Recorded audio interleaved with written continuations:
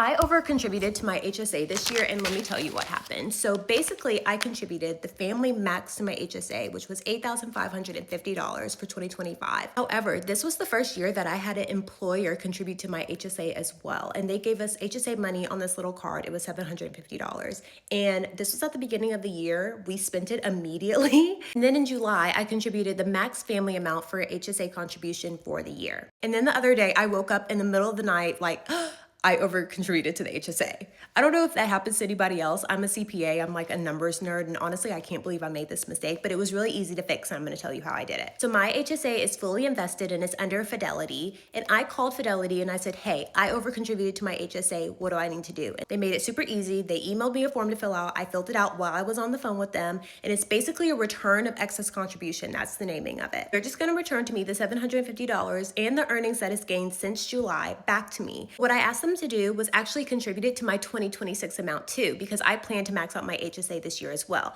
We also are getting another contribution from our employer for HSA. It's going to be $1,500 this time. I'm making sure that I subtract that amount from the HSA contribution we make in 2026 for my family as well. People who work with money make mistakes as well. This wasn't a major mistake. It was pretty good and very easy to fix. And honestly, I have more money going towards my 2026 HSA already than I already did. So this is great. The thing about this is I did it early enough so that it's not going to have any tax impact. I think if I would have done it in April and May after our 2025 taxes were filed, it would have had some tax implications. I would have had to pay some sort of penalty for the overcontribution. This way, it got all fixed. There's no issues. And now we have contributed the correct amount for 2025, and we are well on our way to maxing out for 2026.